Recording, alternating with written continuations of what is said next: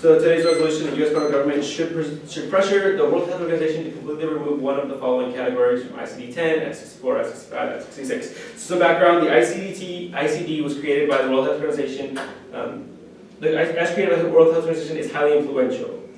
There's 194 member states in the World Health Organization. The ICD is used as an internal standard diagnostic tool for epidemiology, health management, and clinical purposes. And a subpoint on this is that our own Medicare and Medicaid systems use this as a basis. So currently under the F-64 of ICD, transgender is considered a mental illness. So when the 11th edition of the ICD is set to be released by 2017, but it still considers transgenderism as a mental disorder. And so when this is there's 700,000 transgendered individuals in the United States alone. So our plan is the United States federal government should pressure the World Health Organization by adopting a resolution based on the European Parliament's resolution of September 28, 2011 on human rights, sexual orientation, and gender to completely remove F-64 gender and identity disorders from the ICD-10 classification of mental and behavioral disorders. So repeating that, the USFG should pressure the WHO to adopt a resolution based on the European Parliament's resolution of September 28, 2011 on human rights and sexual orientation and gender to completely remove F-64 gender identity disorders from the ICD-10 classification of mental and behavioral disorders. Solvency of this is that the resolution text of this resolution calls for the World Health Organization to withdraw gender identity disorders from the list of mental and behavioral health disorders. And second is the U.S. is the most influential member of the World Health Organization. The U.S. supplies $110 million to the World Health Organization. This is double the next largest, which is Japan.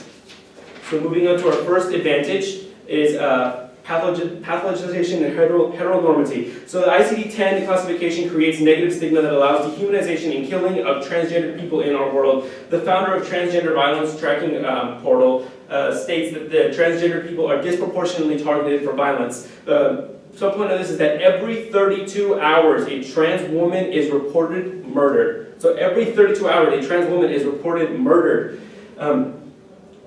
Under this is that 76% of trans people have reported some kind of reported experiencing some kind of sexual violence because of their own identification. And among trans in just Virginia, 40% reported experiencing physical assaults since the age 13, with the mean first age for sexual assaults against a trans person being 16. This comes from the University of Hawaii.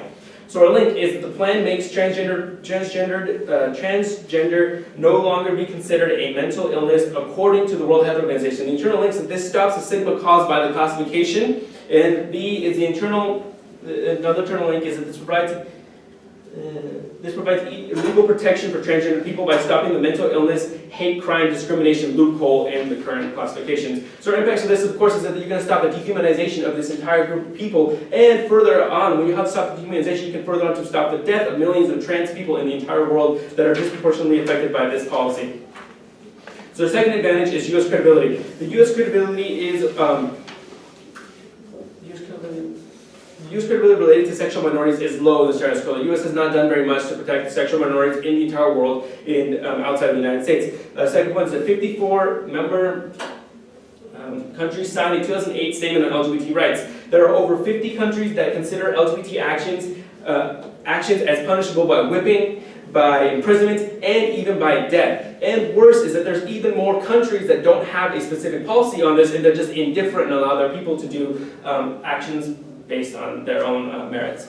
So moving on to, the next one, 3. Spotlighting the issue is important. Spotlighting the issue needs a leader, and the U.S. is someone that is able to provide that spot. Spotlighting an issue allows the world to concentrate and look at an issue and not hide the issue so that it's not discussed. It brings it to the forefront so that we may look at the effects that policies have had on that issue. And this is one area where we need a leader to be able to spotlight, and that leader should be the United States.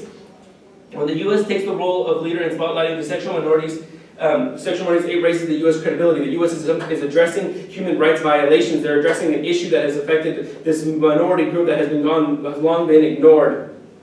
In turn, the U.S. credibility will rise, allowing the U.S. to maintain and build future coalitions. This also brings up the U.S. bargaining ability.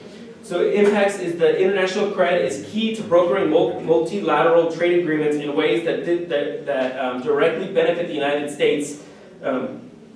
without requiring it to do severe concessions. A subpoint of this is the TPP may eventually be passed in the status quo, but it will require major concessions from the United States. With the raise in U.S. soft power, it's key to negotiating terms that benefit the United States in this area. And without key coalitions, without forms of unification in the world to be able to discuss this kind of stuff, econ issues lead to larger issues. They lead when you're desperate to get something and you don't have a coalition, you don't have a way to agree with the people around you in the country, states, and around you. It leads to resource wars, and resource wars, of course, escalate to further deaths. But any kind of war is bad, and it's death and dehumanizing of the people involved. The second, soft power is key to maintaining our current military coalitions and securing long-term drafting of future ones. Yeah, it's key to maintaining current. Yeah, it's key to establish military coalitions now and to be able to protect safety for the future. Overstretch. Yeah, military overstretch. Prevents military overstretch. Sorry, it prevents military overstretch because you have coalitions that are guaranteeing security and providing security. It prevents big wars for military only solutions that tend to fill others. So if you can talk it out and discuss it with people around you, you are able to form coalitions. Again, the first impact is that they will allow you to be able to solve economic issues, and the second impact is that it's able to allow you to solve for military issues and be able to provide a secure environment.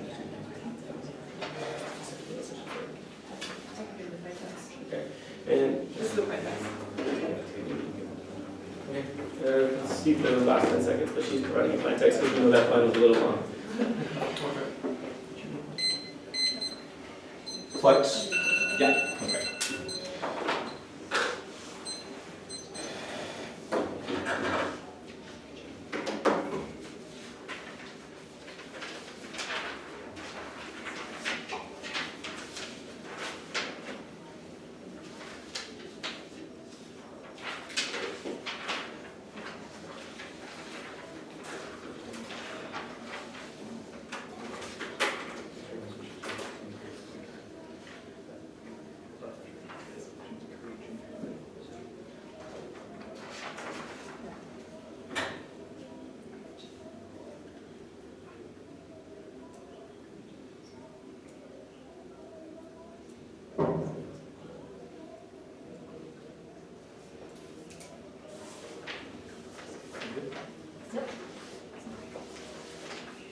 Okay.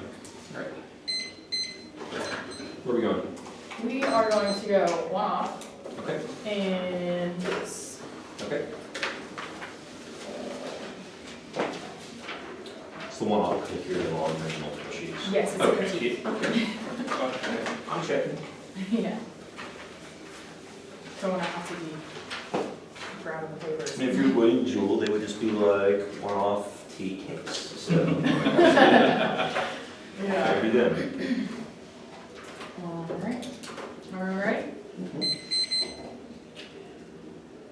First is the thesis. The first point of the thesis is that Western philosophical tradition has valued illusion of pure and absolute presences over the possibility of absence. This tradition attributes the value and meaning to the centers of truth that we believe are homogeneous and undifferentiated. These constructs are always visible and tangible and normalized, and they are perfect entities capable of absolute solutions and certainty. Most usually, these centers are God, the nation, the government, and most importantly, the law.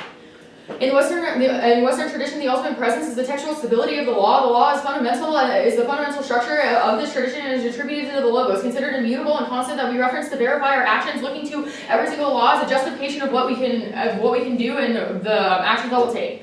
Next sheet, the links. One is that fiat is present in an illusory world that we assume is immediate, tangible, and worthy of discussion. Before we begin debating, our norms tell us that we mustn't establish an all-important and perfect world to discuss, and that we have to create this idealized form of solving for all types of oppression. The second point here is that the plain text is in the community has come to represent the logos of the philosophical tradition. The little a is that the plain text is fewer words, yet is the most significant thing in the round, and it is the only thing that we look to. It is the way that we create all of our links, and the rest of the debate centers around that. The B is that this creates a grammatical hierarchy. When we preference these words over the others, it means that you are always pushing back other arguments, saying that they are lesser if they're not using this. The C here is that the plain text represents the law in the round because it represents it in two ways because it's the law in the round that we are using, and additionally it is the law that we are trying to implement in the real world, which means that it is always going to be representing policy or representing the laws in the real world. The third is that this is the function of plain text is to exclude arguments and to limit the debate. When you see the parametricizing, it is literally meant to make it so that way we can't run disadvantages that we would otherwise be able to talk about, and it pushes out conversations that we would like to have. The fourth here is that removing sections is designed to perfect the laws that are currently existing, saying that we are going to be able to fix these laws and make the perfect world in which that we can solve for all transgender violence because we are going to use this through the law. The fifth point here is that the ICD-10 was written. What did we say?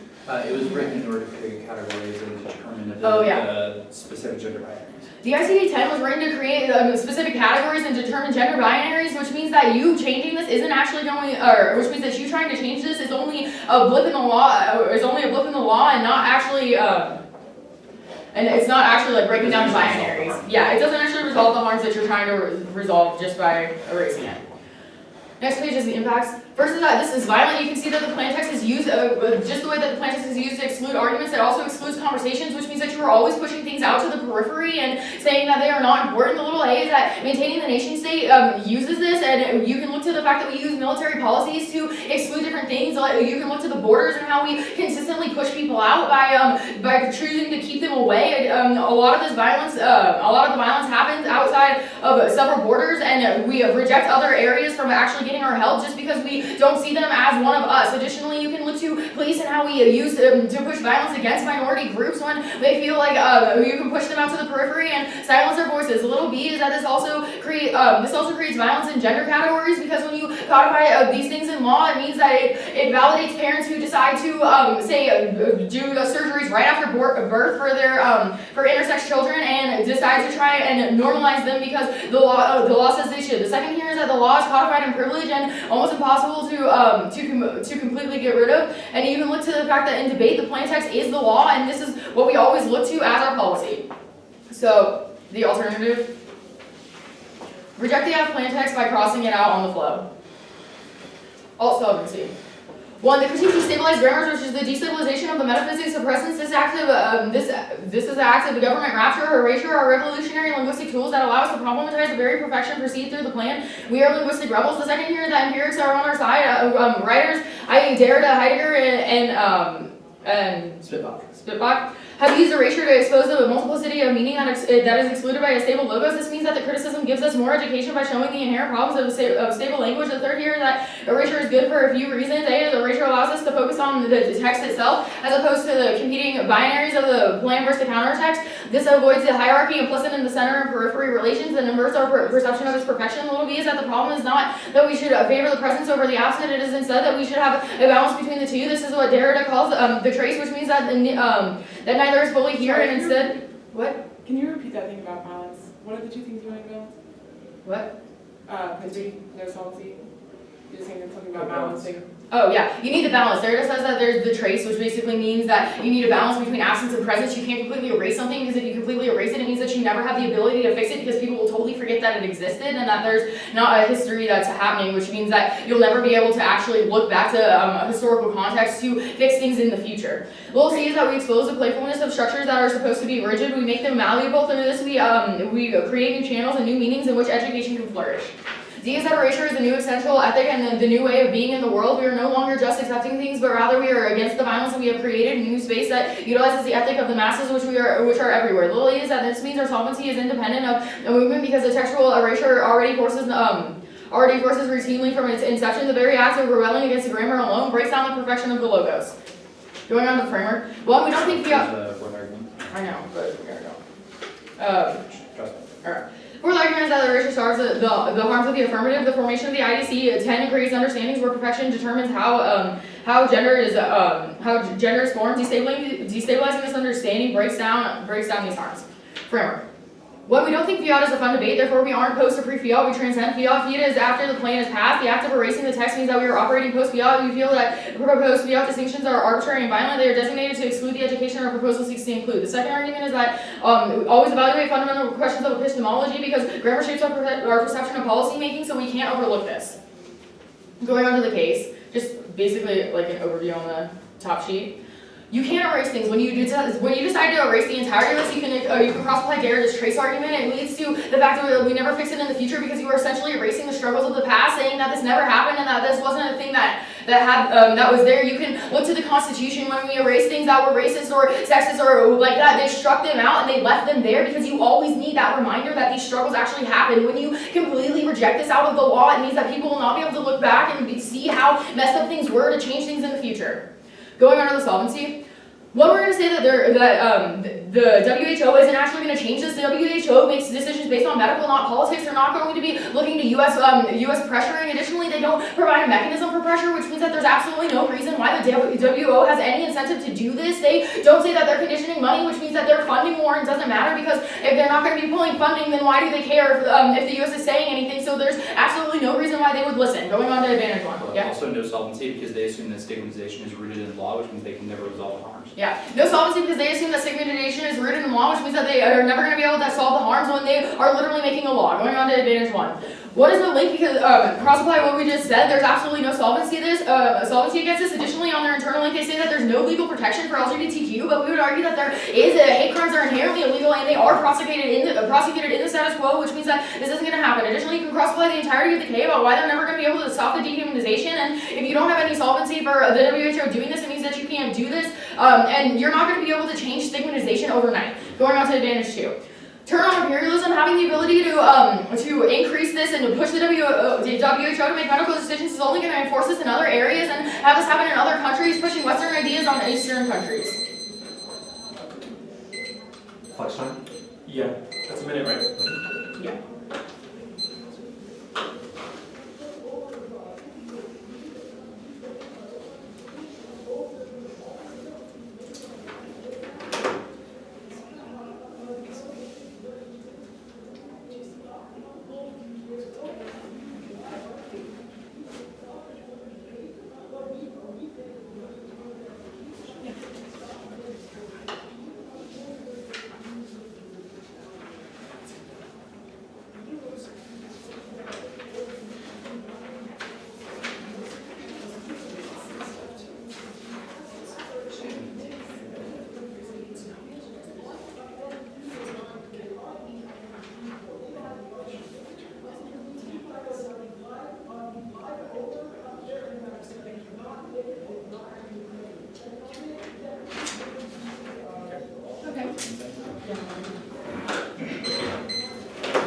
What's your Start with the K first, then on case. In the same order that they went on K? On case, yes. I might skip around a little bit, but I'll announce which place I am on the K. Okay.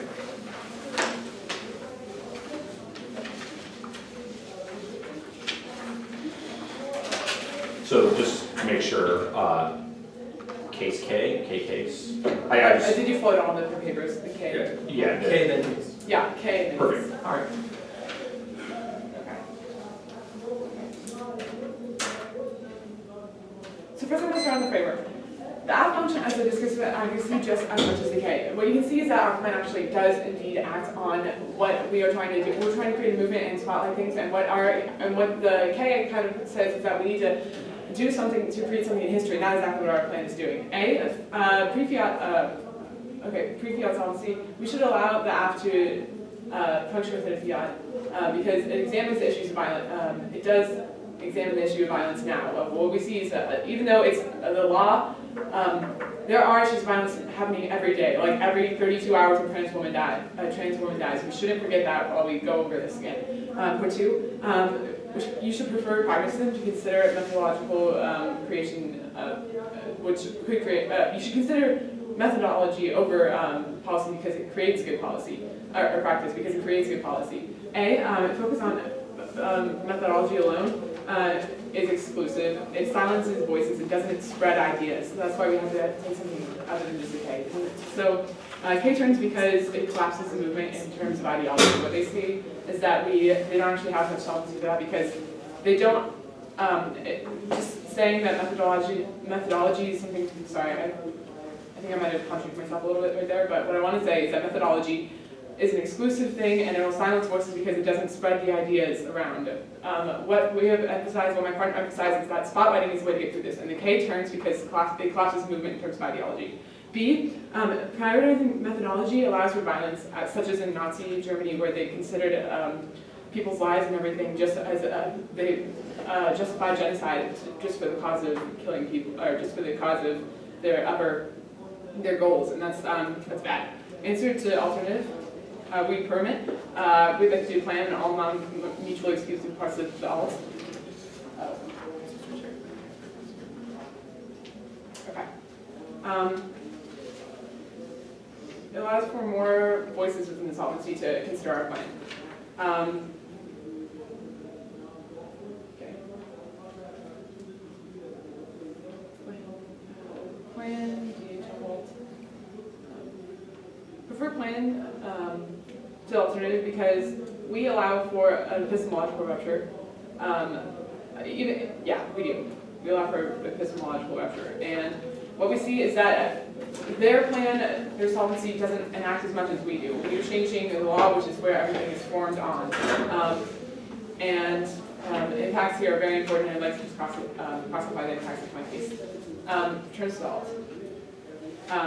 I think that the alt promotes masking. We promote spotlighting, they promote masking.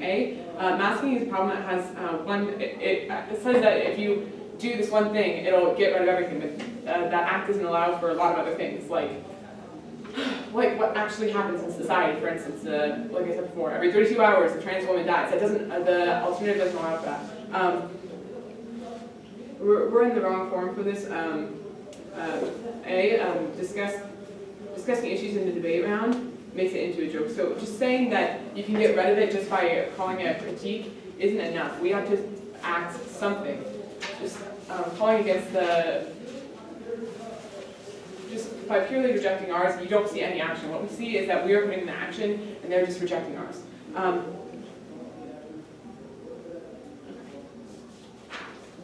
So it's in blink on the K. BL allows us to present, to extend, we want to extend beyond. Okay, that's all I have to say. Oh, right. Within their solvency, they say that they need to balance history and what the law actually says, but what you see again and again is that people are dying all the time. Trans people are dying constantly because of prosecution, and that has nothing actually, and you contradict yourselves because you say that law is important because what we're trying to address is the people who are dying. You are just, with the racism thing, you're just saying that making law at all doesn't do anything. Doing nothing doesn't do anything either. Just because we are spotlighting the issue because we are we are doing something epistemological, changing people's minds about trans people, and yes, solvency.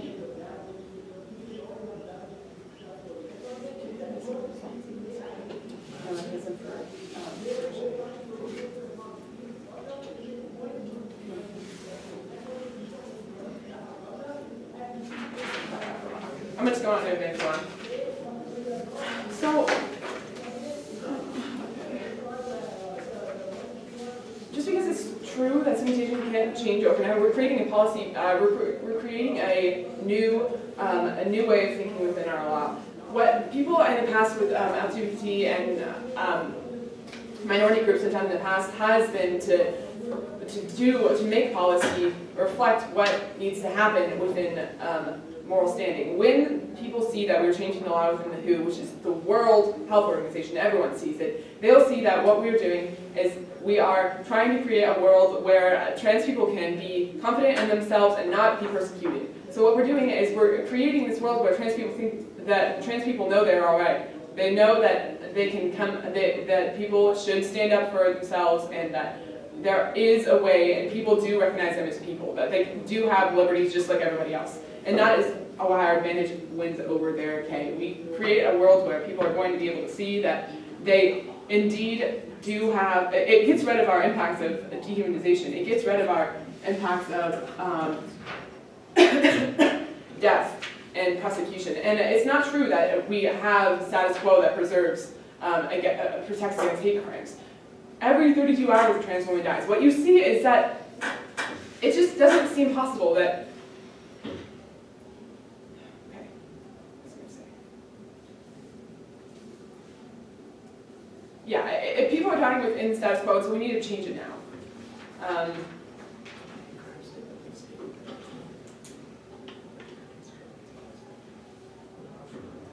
Oh yeah, within hate, to extend on my answer to hate crimes, a lot of countries, what is it, 54, 50 something, a lot of countries allow for punishment by like imprisonment, by caning, by death, just for coming out as being homosexual. So this is like or rather transsexual. But this idea of changing the law will be a trickle-down effect and affect other countries to see. It will reflect in the legislation, and people will see this change and use it as an opportunity to promote human rights within the trans community, as well as possibly other communities, including other LGBT movements. Advantage 2, US Grad. Once again, I'm going to just emphasize how much we're spotlighting this thing. In the past, you've seen, for instance, with Civil War, you see that without Martin Luther King and without those activists, we wouldn't have gotten anything done. If you don't expand and explain why spotlight, yeah. Okay, I'm gonna take Lex.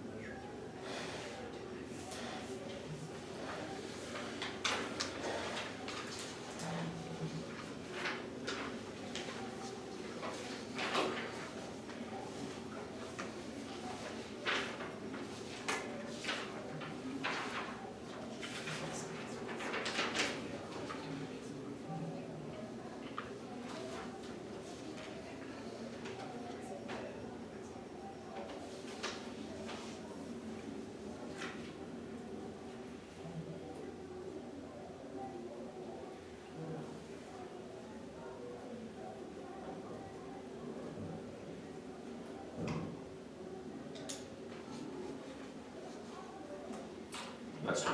Okay. There's going to be an overview of criticism I'd like you to float on the thesis. And that's going to be the alternative solvency. I haven't float on the same sheet of paper, but I'll make sure it's signpost. And it's going to be the links, the impacts, the framework, and then the affirmative case in order. Now I'll make sure it's signpost. Does that include the solvency stuff? Yes. Okay. All right. Everybody good? The criticism is our attempt to break down the viewpoint that law is the only mechanism through which we can resolve for social harm, from the idea that that we can actually create a perfect world through overly simplistic actions. The thesis of our argumentation is that the mechanism through which textual stability and the way that the center pushes that ideas to the periphery through by saying that they are perfect, that the idea that they are excluded by the law is exactly the argumentation that we are criticizing. That's kind of the arguments coming out of the LOC, and that the MG does not internally engage with this argumentation. Is going to be the thesis coming through most of the argumentations of my speech. You can look at all the analysis that Grace is making on you can say this on the alternative non-solvency. First, dealing with permutation.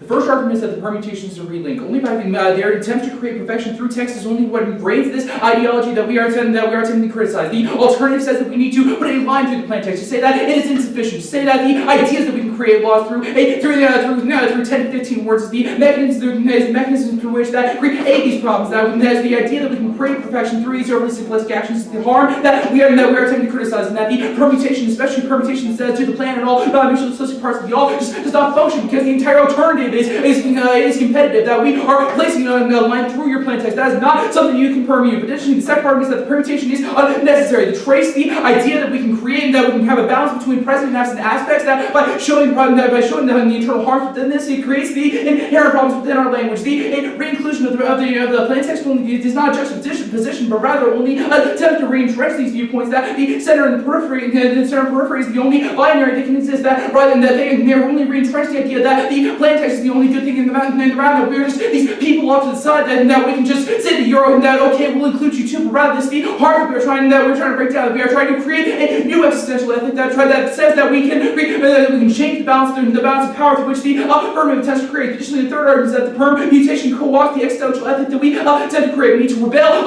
against the stable language. We need to rebel against the mechanisms through which the center re-entrenches itself. That rather that the permutation only attempts to co-opt this understanding and attempts to exclude us back to the periphery. But looking at the permutation itself, the first argument makes that this allows for more voices. The problem is that the voices of the center are the ones that are excluding us to the periphery. That the only that exclude individuals periphery is the argumentation that we're making out of the LOC. That the attempt to create law are the ones that exclude those who don't conform. That exclude those who don't have the same understandings. That rather only be breaking down this understanding, that by opening up the space and this space to allow for more understandings. Level is the only way it's going to lend to only function to the alternative allow for the creation of the space. But the next argument they make is that this creates an epistemological rupture. The first response is that the ratio accomplishes this. You can look to the little d under the third point that says that we are creating a new existential method. We are utilizing the ethic of the masses to say that we can break down this understanding. We can break down the idea that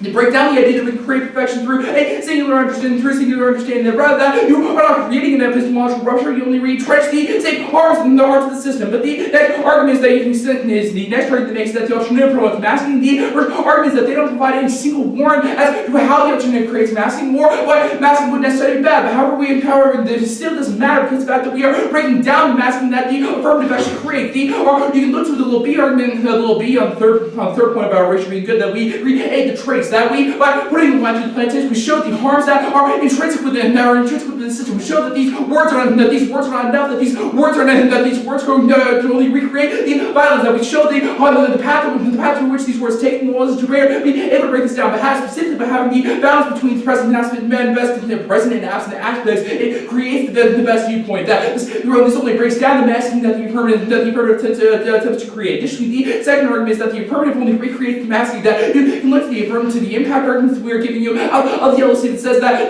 when you create this in this form of perfection, when you attempt to entrench this viewpoint, it leads to the internal harms. You can look to the specific empirics that Grace is giving you that says that you can look to the way that we violate police our military borders, that the way that we utilize this violence to create us within the perfect creation to protect our perfection and exclude individuals that's supposed to corrupt us. This is the argumentation that we are giving you. Additionally, look to the fact that this specifically works within the context of sexual minorities. That when we have those laws that say an individual can, that parents can give reassignment surgery to an intersex child, that it creates not only recreates the violence that is happening when the affirmative creates this form of masking.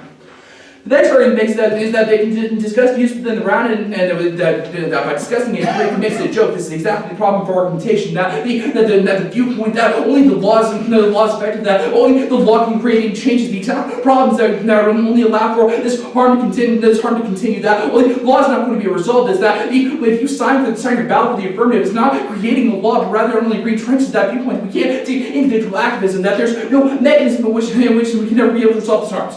Thanks.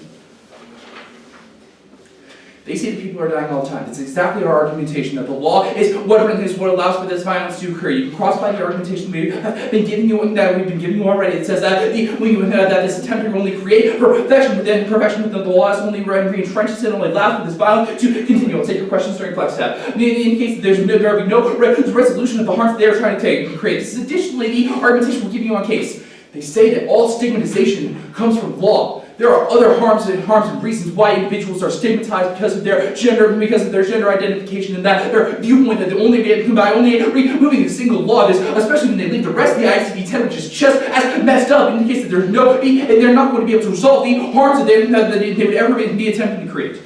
Impacts. They straight concede all of the impact arguments to talk about how the recreation of this, understanding the creation of this perfection leads to violence through things like military policing of our borders and the removing of individual sex parts when they are born is an indication of how this leads to violence and there's no and this would internally this would outweigh the case. Framework. The first argument makes the first extend the argument that says our first argument that says that we transcend fiat, that fiat distinctions are based on pre-plain text and post-plain text. We transcend this ideology by saying that we should have an inclusion of all argumentation to indicate that when we are winning the link arguments to say that the affirmatively recreates the ideology of law. It means that we are still gaining access to this, but they can still be able to weigh some of their argumentation. Additionally, they say that the affirmative is a discursive advocacy. Yes, it is, but however, they only recreate the ideology of law by attempting to create it through the plain text. Additionally, this is part of our argumentation that the fiat distinctions are banned. No, I already made that argument. The next argument makes that point is that there is pre-fiat solvency. We agree with that. We agree with that because there is no ideology of fiat, because the fact that it only recreates the same harms that we are attempting to break down. The next argument makes that we should look at the violence that's happening every day. This is exactly the argumentation that we should say that we should be able to break down this form of violence through things like individual advocacy and not rely entirely on the focus of law. Additionally, the argument that focuses on methodology alone is bad. However, we are on the entirety of our thesis of our argument breaks down this viewpoint that working entirely through law, that placing on your faith in law is not going to resolve for any of the harm that you attempt to create. Additionally, you can extend this argumentation throughout the entirety of their methodology responses to say that we need to focus on methodology. That the way that grammar creates laws means that it's a prior question. The only argument I want you to extend on case is the argument that says that there are other reasons as to why discrimination happens. That this is the reasons why their entire focus on law is not going to resolve its harms. And the K comes first. Alright. It's going to be just overviewing the whole way through, but we're going to have some sort of an order. So we're going to start on framework, then we're going to look at the links, then we're going to go to the alt solvency, impacts, and then talk about the case briefly.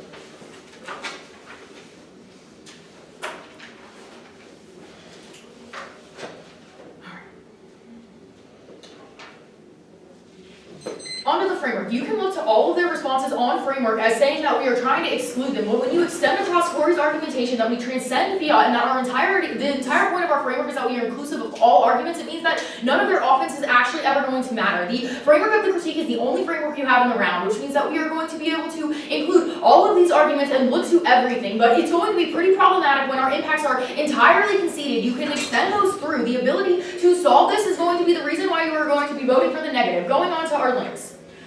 They link hard into this criticism, which is going to be pretty problematic. You can look to the fact that Corey puts several relinks on their permutation and on all of the offense. They create the stigmatism that they are trying to destroy when there is absolutely no idea of breaking down the law. It means that you are only re-entrenching it within the world, within this world. And when you re-entrench that, you only perpetuate the violence. You can extend across the links that straight turn case. When you don't have the ability to break this down, it means that you never solve the stigma and you never solve the violence, but you only recreate it and allow for it never to happen in the past. You can extend across the trace arguments on the alt solvency as a straight turn to the case, because these trace arguments say that when you erase it, it means that you only allow for the perpetuation of this in the future, which means that you only re-entrench the entirety of your affirmative and you never break it down. Going on to the alt. You can look to the fact that they have no ability to perm. When our advocacy is not text, but rather in action, it means that they don't engage with this. Do not allow the PMR to come up and try to explain how their perm is in action as well as the text, because they didn't explain that coming out of the MG, which means that when you don't have the ability to create this perm, there is going to be absolutely no reason to do this. Additionally, you can extend across all the arguments about how the perm only recreates the codification of law in the world, which means that you have no ability to ever solve this back, and the perm only serves to destroy the action that we are using. Alt solves the case and then move on. Yeah. Alt solves the case. You can extend across the alt solvency where we solve the ability of the case, as well as the fact that all of the links turn their case in our favor, which means that there is absolutely nothing to use here. Going on to the impacts.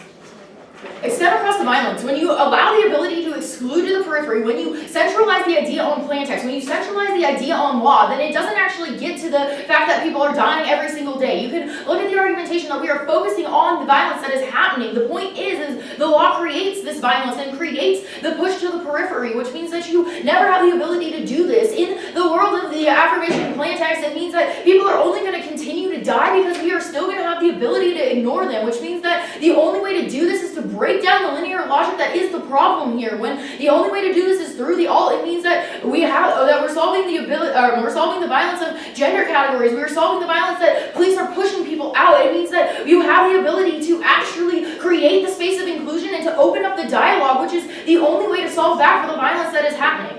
Always on magnitude and probability. Yeah, it's always on magnitude and probability because you see the fact that people are being killed, and when you have the ability to break down the ideas, it means that this is the only way to fix this, and it solves the entirety of the alt, which means that we are always going to be having the impact magnifiers of that. Okay, you can look to the extension on case that they basically say that the only way for these people to get justification is through law. This is the exact logic that erasure is breaking down. We can't only look to law. We have to look to the way that people think, the oppression that people push to other people. When you don't have the ability to break down stigma because you only center this on a plain text or on the law, it means that you never have the ability to solve this back. We have to reshape the way we think through the alternative, reshape the way that law is viewed through the alternative to actually solve back the violence that is happening via the act. Erasure is the only way to do this, and the perm only retrenches the law. Flex? Yes, we'll take it. So I was curious, can you summarize what your K is in one word? That would be impossible. Yeah. We'll talk about that afterwards. Oh, no. Do you want to talk to me? I mean, it's the deconstruction of linear thinking through breaking down law.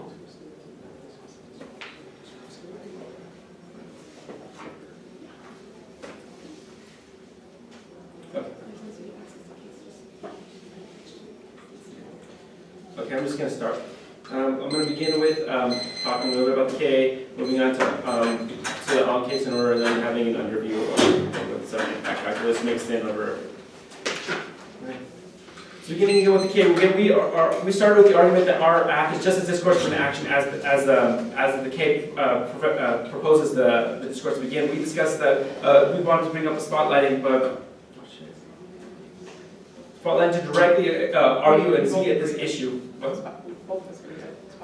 So we both agree that spotlighting is important, that we need to discuss this, but we argue it by starting with an action, with an actual plan for the U.S. to begin this, put the spotlight, begin the discussion, and begin the discourse of action. It's not linear.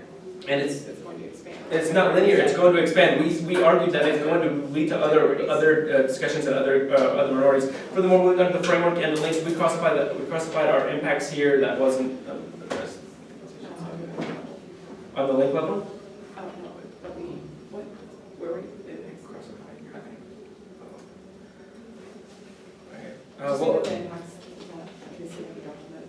Yeah, they said that we dropped them, we didn't discuss them, it was all in the focus, we classified our impacts here to the framework and the link level, mostly the link level.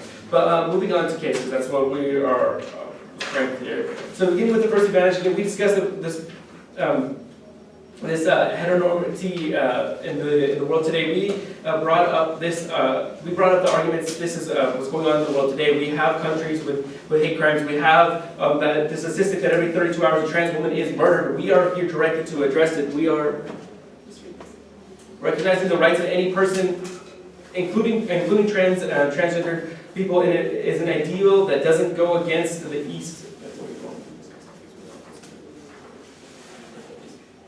Yeah, it protects people in society. Everyone, no matter what continent they have a life on, it's something that's protected, something that's affecting them. Necessary. But again, the main point here is that our plan is an inclusive action to begin the discourse. It's not like we're saying that we should just begin and stop there. We're saying that we start with this. We start with the argument to reform this part of the World Health Organization, but that brings up the spotlight, that brings up the issues that we may further discuss and address it in further action in the future. But these people here need a direct action today. They need something to be able to do that. We can sit here and discuss and talk about the methodology and how process behind other things, but that every 32 hours a trans woman is going to continue to die. Those kids in Virginia that said they experienced physical assaults since starting at age 13. That's going to continue to happen unless we are able to do something right now to begin the action and not. So we are talking about masking, we are talking about hiding, and we're talking about being able to directly address this issue, beginning with an actual action and moving on to being able to continue the discussion to other parts. But we're moving on to advantage 2. This advantage was not touched very much. This was not argued. We want to claim all the advantages, all the impacts of this argument across the level in our case.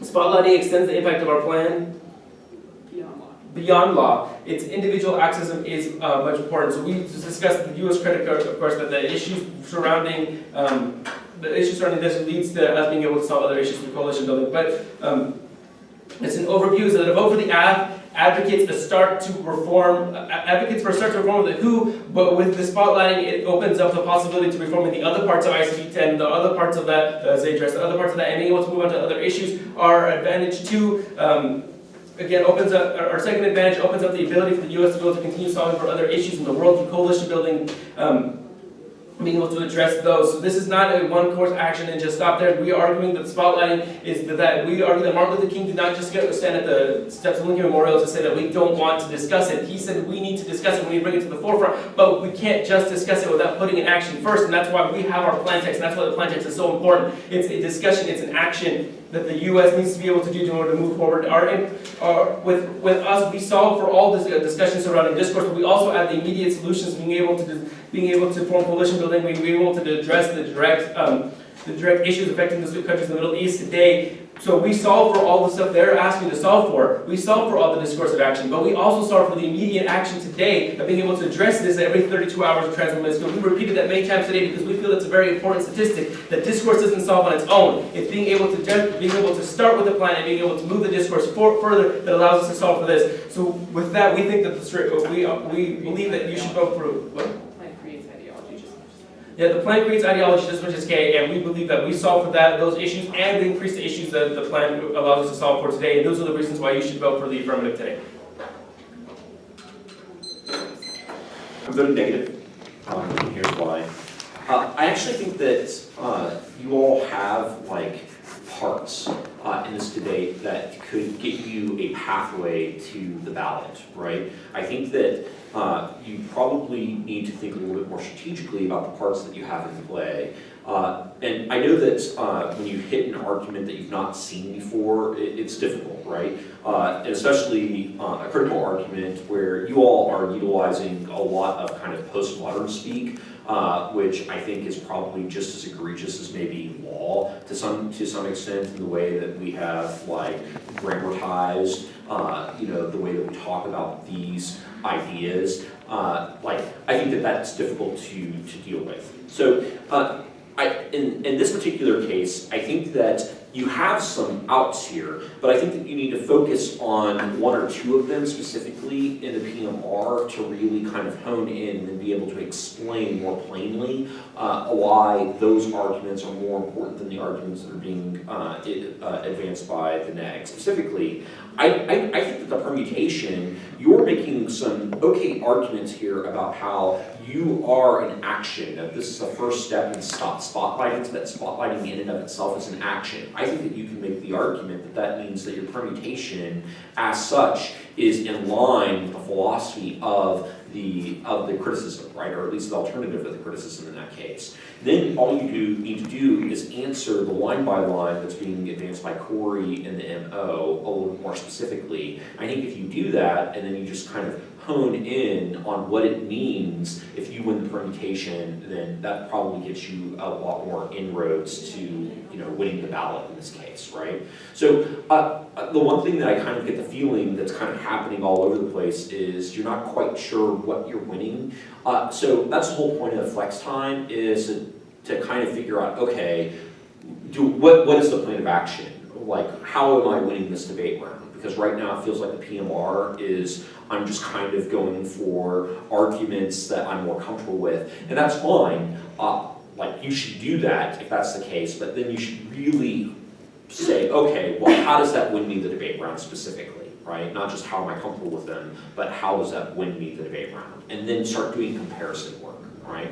And the same thing is true in the MG. I think that you probably need to focus a little bit more on offense more specifically, I think that there's flashes of really good argumentation that just need to be developed a little bit more thoroughly, right? So for example, like you're making a pretty good argument on the framework debate about this methodology argument. I actually think this is a pretty good argument, right? And you're developing it pretty well. Corey spends a lot of time developing it, and there's not a lot of time developed in the LOR in terms of just kind of maybe shutting the door on that particular issue. So that would be maybe a good place to think about in the PMR. But like that kind of development on the methodology, like prioritization is bad. Those kinds of things need to happen in other places like the permutation debate, like the offense link page. Does that seem to make sense? So do that kind of stuff that you're doing there in terms of warranting out, explaining the impact, why that matters, why we reject the criticism in other places like the permutation and on the impact page. So what happens is I think that you're doing a pretty good job of explaining how the criticism turns the Aff. Like I think that you're doing a good job, Corey. Grace, you're also doing a pretty good job there, especially in the LOR. I think that you probably could work a little bit more in depth in terms of explaining the impact of your turn, right? In terms of like the criticism, I think solves the case to some degree in terms of like really your plan plus, right? If we're really thinking about it, because the plain text doesn't change to some degree. It is the action of striking through, which I think it means that they're probably not really competitive to some degree. But I thought that back in the day when you and I won this at NPTE. So, but I still voted for them, but still think that it's probably plain plus. But I think that you probably need to make an argument. Look, at the end of the day, we're really just doing, like, we think that this is a good idea. We think that we should just not do it in the way that you are doing it, right? So I think that that's a way to maybe explain the argument without having to rely on the postmodern speak. But just explains it a little bit better, right? I think you're trying to, like, it feels like you're trying to hide your argument more than just be cool with your argument, right? And your argument's not a bad argument to make, but like I think you're trying to obfuscate a little bit, and the difference between good debaters, great debaters, is being able to explain even more complex argument without having to obfuscate to win it strategically, right? That's a difference that you get as you kind of move forward. So, yeah, that's understandable. Questions? Any specific things that we can work on? For you, I would say weigh out the impact debate more. Like you don't spend a lot of time there in the LOR. Probably explaining that would be helpful. Explaining what, like, especially in the LOR, closed doors. That's really your job, is to just say, hey, they might try to go for this argument. No, they don't get that. They're going to try to go for this argument. No, they don't get that. Right. So that would probably be my best advice for you to work on, is finding places that you think they're going to win on, and then explaining why they don't win there. Okay. Right. Corey's doing some of that. They don't make an argument kind of arguments, right? Those kinds of things need to happen in your speech a little bit more. Okay. You all have any questions? Good. Okay, well, if you think of anything, I'm around. Corey knows me. Thanks, Rob. So just yell. All right. Thank you. Thank you.